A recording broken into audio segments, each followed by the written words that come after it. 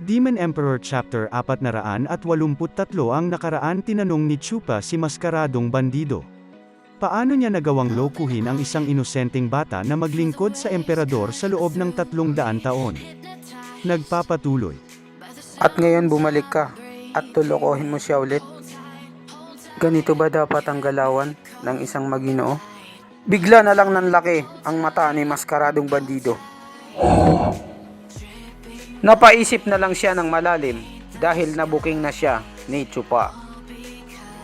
Anong pinagsasabi mong niloko ko siya? Kailanman, hindi ko siya magagawang lokohin. Mahal ko siya. Ito ay usapang maginoo. Sa aming dalawa lang to ni Gus Santos. Pero hindi niya tinupad ang usapan naming dalawa. Nagtatalo na si Maskaradong Bandido at si Chupa. Wala nang makakaawat. Alam kong mahirap sa loob mo. Namarites ko lang paano tanggapin ng isang maginoo ang sitwasyon. Paano niya baluktutin ang mga pangyayari. Nanloko ka ng bata last time. Ang kapal ng mukha mo. Paano mo nagagawang tawagin ang sarili mo na isang maginoo? At sa usapan ng dalawang maginoo, dahil hindi ka isang maginoo, wala itong kwenta. Tama si Papa. Walang kwenta yung pinagkasunduhan natin. Mukhang nababaliktaran na si Maskaradong Bandido. Gus Santos, natatandaan mo pa ba ang pangako natin sa isa't isa?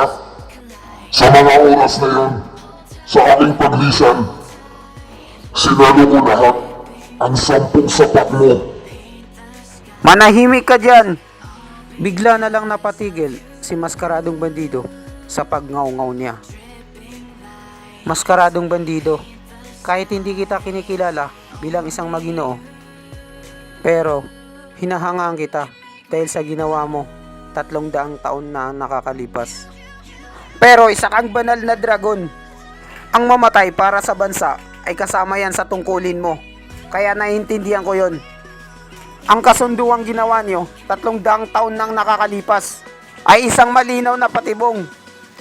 At ngayon gusto mong lokohin ulit si Batang Makulit. Dinadala mo na naman ang kwento ng nakaraan. Past is past. Galit na si Chupa. Walang hiya ka para gamitin ang salitang katapatan. Para may tali mo ang isang tapat at inosenteng bata na katulad ni Batang Makulit. Nanginginig na sa takot si Maskaradong Bandido dahil nagigisa na siya sa sarili niyang mantika. Hindi ka karapat-dapat na tawaging maginoo. Isa kang walang hiya. Wala pa akong nakikitang tao na kahiya-hiya sa buong buhay ko bukod sa iyo.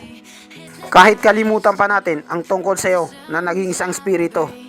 Sa isip mo na masyadong makapalang mukha mo at may gana ka pang mabuhay. Pinangduduro na ni Chupa si Maskaradong Bandido. Gumawa ka pa ng isang grupo mo na mga adik na isang baliw, baluktot ang pag-iisip. Hindi na makaribat si Maskaradong Bandido.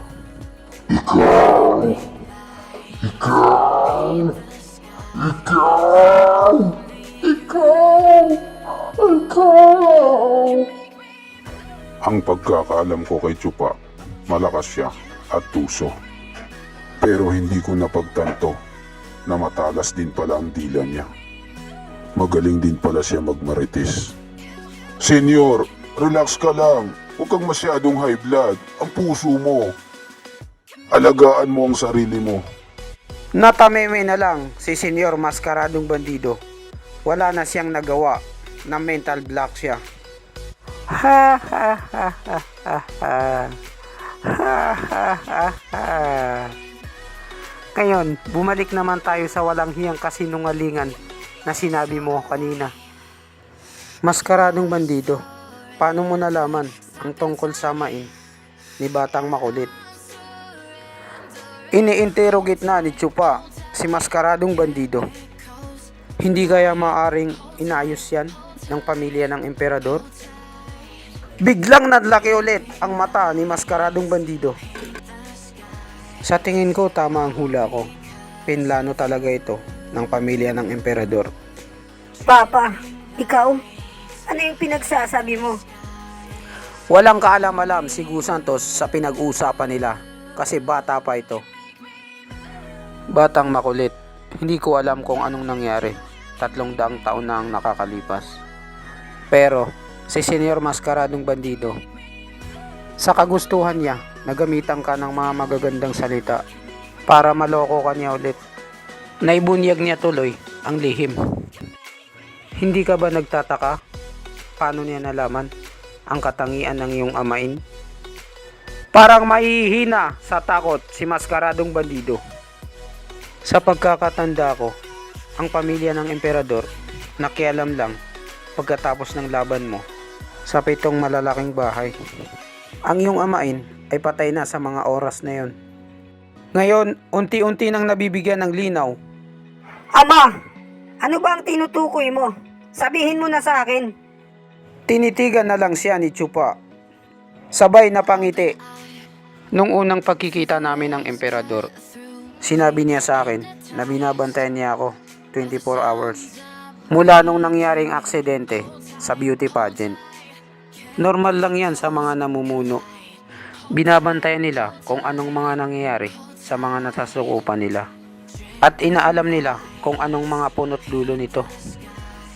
Hinawakan ulit ni Chupa ang ulo ni Gu Santos. Pero hindi mo ba napapansin? Hindi ka ba nagtataka? Ang emperador sakalang gumalaw nung kalahati na ng bansa ang nawasak. Ha ha ha ha. Ha ha ha ha ha. Isa lang ang sagot diyan.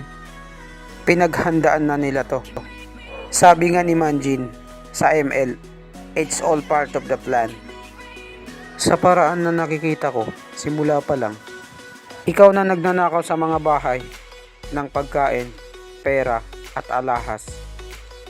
Lahat ng galaw mo, alam lahat yan ng pamilya ng emperador. Para maglaban kayo, ikaw at ang 7 malalaking bahay para humina sila.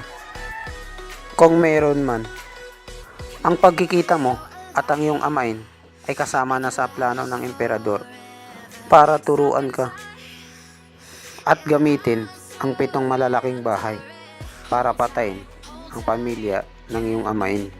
Ano? Ama, totoo po ba yung sinasabi niyo? Ngayon, malinaw na kay Gu Santos ang katotohanan dahil narinig niya kay Chupa. Kalokohan yan. Gu Santos, huwag kang maniwala sa mga kasinungalingan niya. Malaki rin ang nawala sa pamilya ng emperador. Kung plano talaga yan ng pamilya ng emperador, hindi nila hahayaan na masunog din ang sarili nila. Walang tao sa mundo na sasaktan niya ang sarili niya. Sa wakas, nagpakawala na rin ng matinding banat si Mascaradong Bandido. Ha ha ha, tama ka dyan. Walang tao sa mundo na sasaktan niya ang sarili niya. Pero may nakalimutan kang isang bagay. Kung ano ang iminumungkahi mo, siya rin ang itatapo ng langit.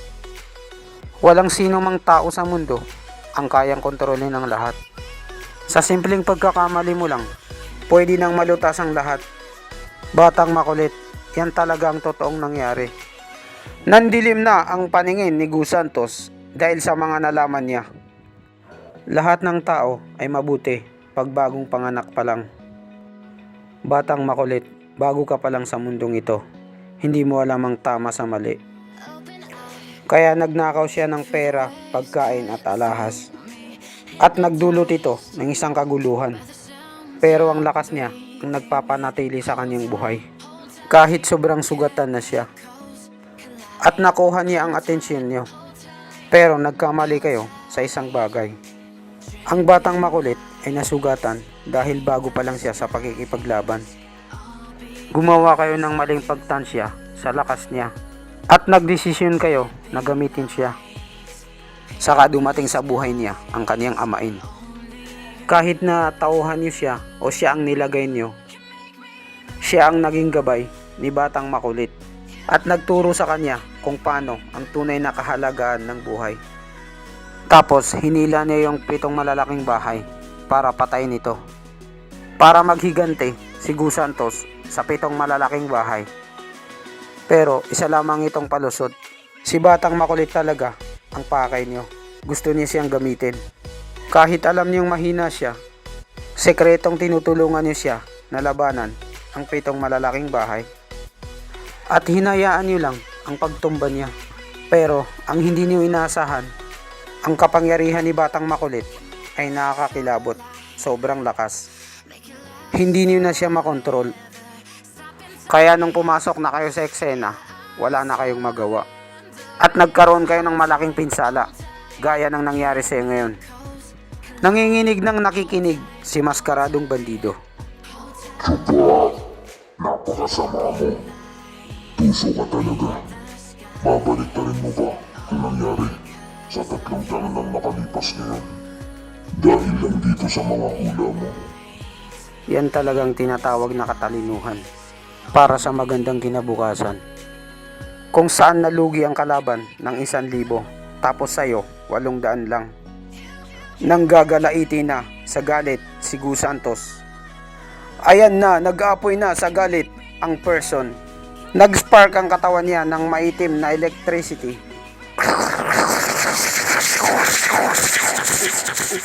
Ha ha ha ha ha ha. Ha ha ha ha.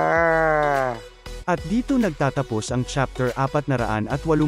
Maraming salamat sa panunood.